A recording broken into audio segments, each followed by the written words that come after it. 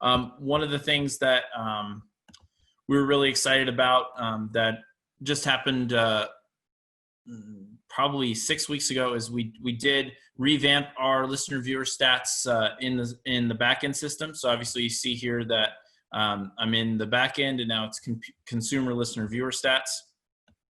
And we have a few cool options that we want to make sure to see. Obviously, the biggest option here that you guys will all love is the CSV option. So basically, you can download this and open it up in Excel or Google Sheets, so on and so forth. But before you get there, you can also sort it. So you can sort it by the event type. So say you just want to look at men's basketball, and you want to look at men's basketball from the past, or you want to look at events in the past year, and then men's basketball. You'll get just those. And then we will, keep adding to this as time goes on. I know right now there is a limit in terms of how far it goes back, as it will go back to 2017 right now. But obviously, we're going to kind of keep that going forward to help you guys out. So you have the ability to come up with all sorts of custom reports. You can do just the last 21 days. You can do all, you can do the last 3 months. Again, you can take it by specific sport. You have all the options basically to sort and manage these however you want. So this is now back working again, and working better than it ever has in our system, with the ability once again to download this as a CSV, do all the sorting you want, and get the exact report you want. Now, Google Analytics is still an option, and obviously it's still a good option. So I just want to show you guys how that works. Obviously, if you guys want to do Google Analytics, I'll show you guys here quickly where you put your Google Analytics key in our system. So if you scroll down here on Portal Manager, you use Google Analytics, yes, and you put your API key in here, and then that will bring all of your information into Google Analytics. So once it's in Google Analytics, you're going to want to go to site content, and you're going to want to go to all pages. Now, what this will give you is kind of two reports. Obviously, I'm looking at one of our summer collegiate baseball leagues, so I'm looking at kind of multiple teams in a league here. But obviously, if you guys are just an individual school, this will look a little different.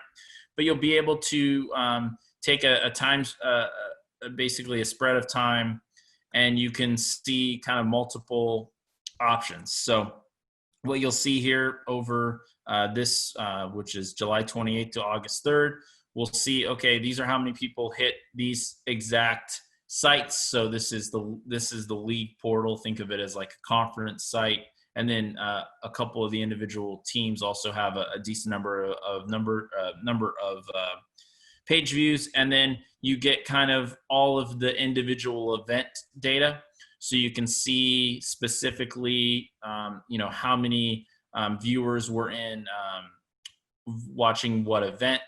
Now, the page time averages, I would go ahead and toss this out. It does not work directly with our player. So you get some misinformation here on average time on page. But everything else is going to be incredibly useful to you guys. Bounce rate, exit, unique page views, those sorts of things. So you'll see, basically take one of these games and you saw, okay, well, we had 591 people view this game, but we only had 155 unique page views. So, okay, maybe people are watching a game, clicking off of it and coming back for whatever reason. It kind of gives you some more data than what we can provide. Everything here for us is just going to be a straight consumer's view. It's going to be how many page views did it get? It's not going to be unique page views. So this is where Google Analytics is still kind of king, but we have greatly improved our capabilities to kind of restore listener viewer stats to what it was 5 or 6 years ago, and give you guys all of the opportunity to you utilize that. So I'm going to go ahead and stop sharing my screen here. I know there's a question. Well, one thing I'll jump into with the analytics, that can really be helpful, especially if you're looking at that monetization side, because it gives you actual data to give back to those sponsors. Whereas if they do have a sign up in the arena, or they have ad within the program, things like that, you don't have a true record of who actually looked at that ad, who actually interacted with what you were saying. With this, especially when it comes to the video ads, things like that, you actually have that interaction saying, okay, this is how many people actually watched your ad. This is what your return on investment is. And that ROI is really important for a lot of sponsors. So by having the analytics to show them and give them those physical numbers, it really helps moving forward with them to add investments of, okay, well, you spent X amount to be a part of this many games and you had this much interaction. How about you be a part of all of our games and look how much more interaction you can get? So there's a lot of opportunity there when it comes to selling the sponsorships that the analytics come into play. So they kind of go hand in hand, and they can really help you with what you're trying to do when it comes to the monetization side. And Chris has a question here. He said in Google Analytics, has there been any conversation on setting custom variables for things like sports, opponents, et cetera? Yeah, so I mean, it's still something that we want to work on, and have kind of long term to make that a little easier. Right now, we do realize it's a little disjointed because the only thing that you can really utilize is that game ID to separate between events. So we do want to drill that down. I think one of the things that I don't want to commit us to any timeline there, but we are going through a revamp of our streaming infrastructure. And I think one of the keys with this is going to be being able to tie our Google Analytics into our player versus tying it into the page itself. But we're still going to have kind of that information, opponent, and that sort of thing as a tag in that data. So I'm hoping we can make that a little cleaner in Google Analytics going forward. But again, I don't have a timeline for that. All right, and Jay, Caitlin asked if we can highlight the Really integration. I touched on that. It wasn't on our to-do for today, but we do have a partnership with Really, which is a great AI automated highlight solution.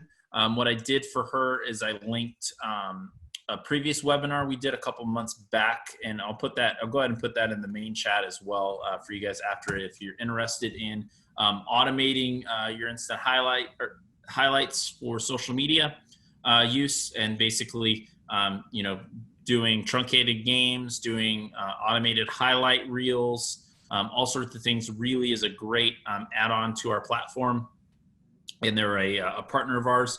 So we do have some partner pricing deals as well. Right now with the minimum 2-year contract, we've got a good deal off of the first year cost there that we'd be happy to discuss with you guys offline, depending on what you want to do. There's a couple tiered packages and so on and so forth if you're interested. But I went ahead and put that webinar in the chat. So if you guys want to see our webinar I did with Ian and the folks at Really earlier this year, we can certainly answer questions offline, Philip or myself. Happy to do so. Another thing too, when it comes to the highlight side, we do have our instant highlights that we have from our CMS that are still available, to where if you want to manually do that, we do offer that with all of our packages. So you can easily just log into the CMS on the backside, take your times for your ins and outs, and push that to Twitter directly from the CMS. So that's one of those things too that's built in. It's a feature. We've had it for a little bit, but we still want to make sure that you are aware of that, knowing that that's something that, one, it helps with that interaction, sending out to get interactive with your fans, but it also can help with your student athletes getting their name out there. If you have someone who you feel like needs more credit for the hard work they're putting in, share that. And you can use those hashtags like the SC Top 10 and different networks that will pick it up.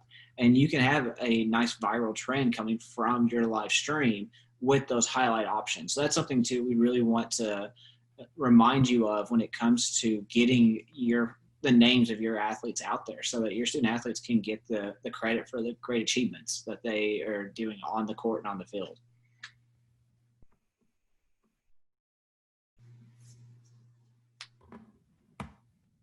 All right.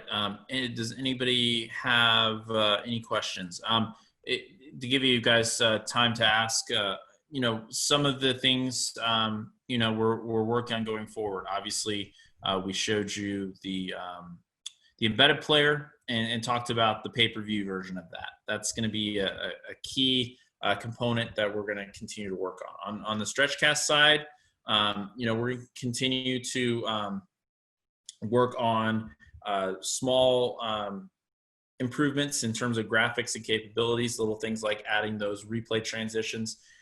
One of the things that we're also hoping to get in at some point this year is OCR support.